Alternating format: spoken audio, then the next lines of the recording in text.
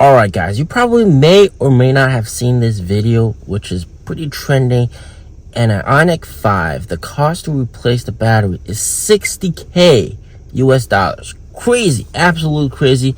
And it's all because of a scratch on a plastic protection panel, and that apparently voids the warranty, and that apparently causes the battery to be deemed unsafe by the dealership, and they force you to replace the battery, or else they say that you could be liable for damages if it explodes. So if it explodes and damages other stuff, you could be liable. So holy crap, that is some crazy ass stuff.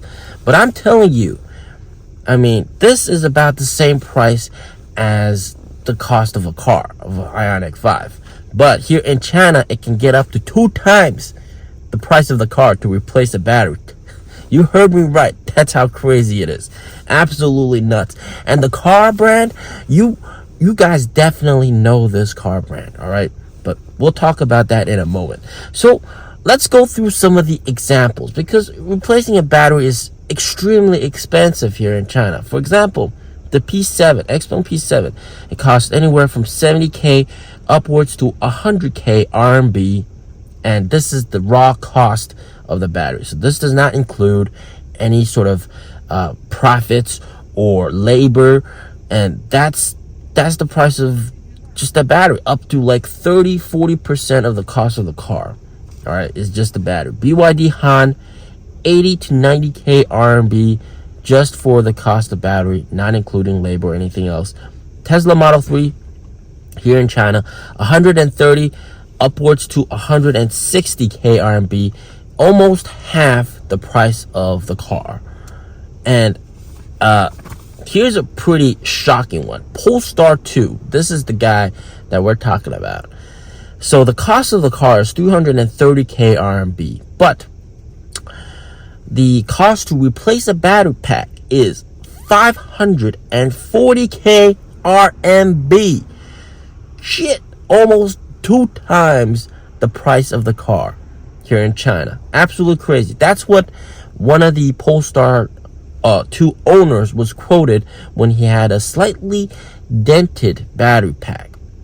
It cost almost 2 times to replace the battery pack. What do you do then? Huh?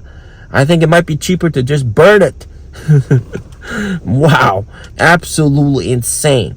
And you might be thinking, hey, you know, usually there's warranty, there's insurance. You could go through insurance, but I'm telling you, you're probably very unlikely to get through that route. I mean, this is absolutely crazy because, for example, there was this one video online of a BYD owner, a BYD Chin owner. He had the 2015 BYD Chin, and he drove around like 200K kilometers. So quite a lot, quite decent amount of range.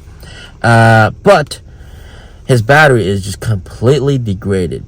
He can only charge 10 kilometers of range when it's fully charged. All right, so he can only like maybe cross the street, maybe like go around the block, and then he would have to charge again. That's pretty bad degradation.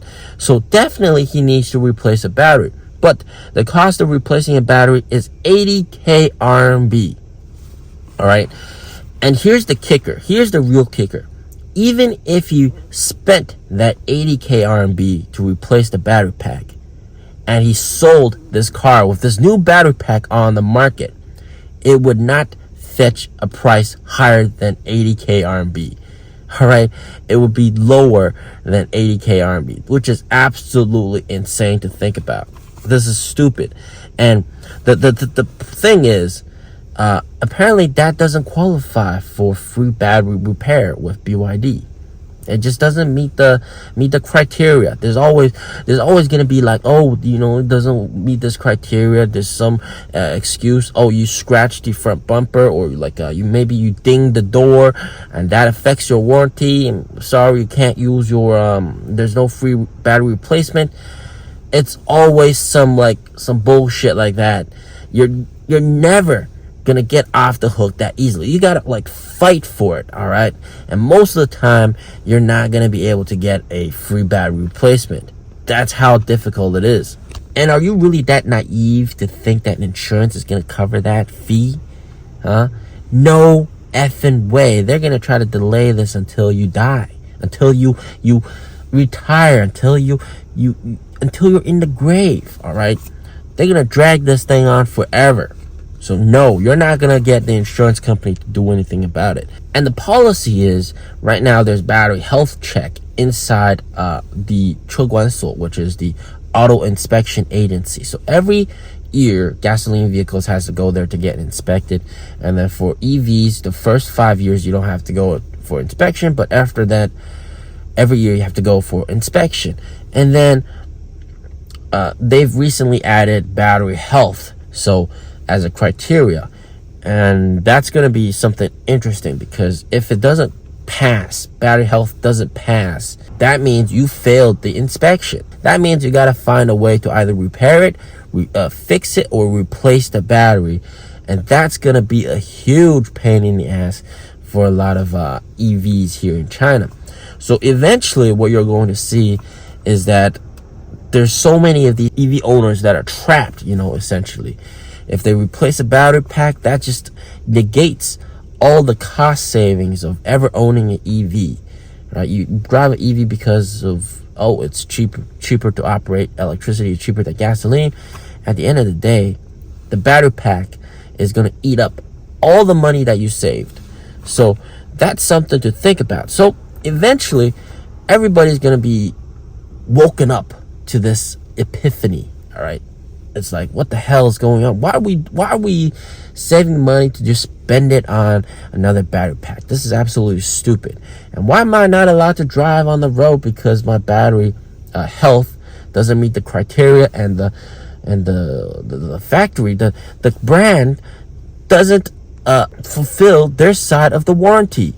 They're supposed to change the battery if it's not good enough, but they find ways to say, hey, you got to pay out of your own pocket. Shit. So eventually everybody's gonna go through this. It's gonna be a wake-up call, and then by then that's when people realize the importance of battery swapping, being able to not be associated with one battery pack, and be able to essentially quickly and cheaply switch out your battery, not only for the fact of energy replenishment, but also in this situation, if ever there's a problem with a NIO potentially not passing the battery check up at the inspection agency, which I doubt that will ever happen, but you just go and do a battery swap and then go back again, right? It's not going to take you more than like 30 minutes, right? Max 30 minutes to drive to the swap station, swap, and get back. So yeah, whereas for other EV brands, you are screwed, man. You are screwed. Get ready to pay like massive fees, man. The Polestar 2, 330k car, and then they're charging 540k RMB for the battery. Just absolutely nuts. This is some insane ass shit, man. And it's a trap, man. What do you do in that kind of situation? You can't drive it on the road because it's deemed not safe. You can't really sell it because nobody's gonna buy it. Well, buy a car with a damaged battery? What, you're gonna spend that 540k, suck it up? So it becomes a complete write-off, a complete liability. And that's why all EVs, and this is my personal opinion, you can only buy an EV that is capable of doing battery swap. Otherwise, the battery is gonna be like cancer, right? As time progresses, you don't want that thing on your car, man. So this is a big problem for all the EVs here in China. And I think eventually this is a phase. Once people get through this phase, people will eventually realize the importance of battery swap and buy cars that can do battery swap. Maybe not NIO, but if they can't afford a NIO, maybe NIO sub-brand, maybe NIO's partner brands. But they're all realizing the importance of this, because battery replacement is also a pretty big expense for the company as well. From their perspective, they got so many of these owners out there with degraded batteries or bad batteries, and they got to replace it for free. Hell no, man. They want to hide in the corner and just let them drive it off a cliff or something. Thinking from their perspective, it also makes sense. Eventually, one day, everybody's gonna have to buy a EV that can do battery swap. Just like how every single gasoline vehicle right now has a gasoline nozzle port. As always, stay safe, stay healthy. Peace out.